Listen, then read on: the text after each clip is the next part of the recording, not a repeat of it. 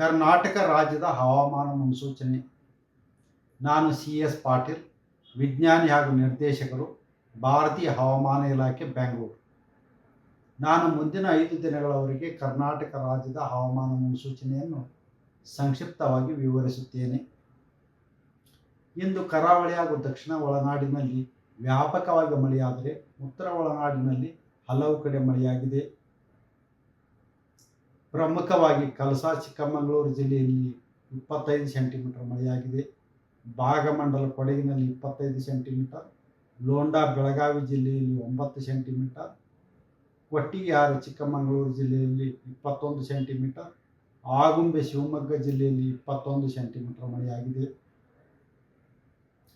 ಈಗಿರುವ ಹವಾಮಾನದ ಸಿನಾಪ್ಟಿಕ್ ಸ್ಥಿತಿ ಏನೆಂದರೆ, ಗುಜರಾತು, ಮಹಾರಾಷ್ಟ್ರ, ಕರ್ನಾಟಕ ಹಾಗೂ ಕೇರಳದ ಕಡಲ ತೀರದಲ್ಲಿ ಟ್ರಫ್ ಮುಂದುವರಿದಿದೆ.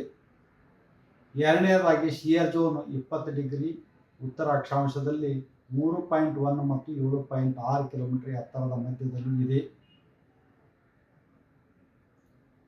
ಇವುಗಳ ಪ್ರಭಾವದಿಂದ ಕರ್ನಾಟಕದ ಕರಾವಳಿ ಜಿಲ್ಲೆಗಳಲ್ಲಿ ಜುಲೈ 30ರಿಂದ ಆಗಸ್ಟ್ 3ರವರೆಗೆ ವ್ಯಾಪಕವಾಗಿ ಮಳೆಯಾಗುವ ಹೆಚ್ಚಿನ ಸಾಧ್ಯತೆ ಇದ್ದು, ಉತ್ತರ ಹಾಗೂ ದಕ್ಷಿಣ ಒಳನಾಡಿನಲ್ಲಿ ಜುಲೈ 30ರಿಂದ ಆಗಸ್ಟ್ 3ರವರೆಗೆ ಹಲವು ಕಡೆ ಮಳೆಯಾಗುವ ಹೆಚ್ಚಿನ ಸಾಧ್ಯತೆ ಇದೆ.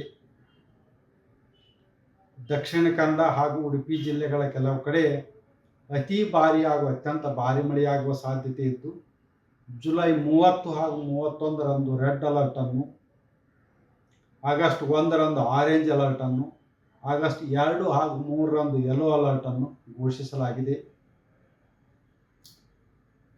ಉತ್ತರ ಕನ್ನಡ ಜಿಲ್ಲೆಗಳಿಗೆ ಜುಲೈ 30ರಂದು ಯೆಲ್ಲೋ ಅಲರ್ಟನ್ನು, ಜುಲೈ 31 ಹಾಗೂ ಆಗಸ್ಟ್ 1ರಂದು ಆರೆಂಜ್ ಅಲರ್ಟನ್ನು, ಆಗಸ್ಟ್ 2 ಹಾಗೂ 3ರಂದು ಯೆಲ್ಲೋ ಅಲರ್ಟನ್ನು ಘೋಷಿಸಲಾಗಿದೆ.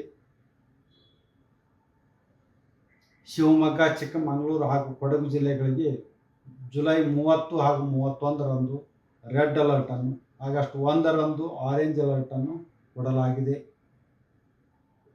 ಬೆಳಗಾವಿ ಜಿಲ್ಲೆಗೆ ಜುಲೈ 30, 31ರಂದು, ಆಗಸ್ಟ್ 1 ಹಾಗೂ 2ರಂದು ಯೆಲ್ಲೋ ಅಲರ್ಟನ್ನು ಘೋಷಿಸಲಾಗಿದೆ. ಕರ್ನಾಟಕ ರಾಜ್ಯಾದ್ಯಂತ ಗಾಳಿಯ ವೇಗ ಪ್ರತಿ ಗಂಟೆಗೆ 30ರಿಂದ 40 ಕಿಲೋಮೀಟರ್ ಇರುವ ಹೆಚ್ಚಿನ ಸಾಧ್ಯತೆ ಇದೆ. ಬೆಂಗಳೂರಿನಲ್ಲಿ ಜುಲೈ 30ರಿಂದ ಆಗಸ್ಟ್ 3ರವರೆಗೆ ಕೆಲವು ಕಡೆ ಹಗುರವಾಗಿ ಮಳೆಯಾಗುವ ಹೆಚ್ಚಿನ ಸಾಧ್ಯತೆ ಇದೆ. ಗ್ಯಾರಂಟಿ ನ್ಯೂಸ್, ಸುದ್ದಿ ಖಚಿತ, ನ್ಯಾಯ ನಿಶ್ಚಿತ.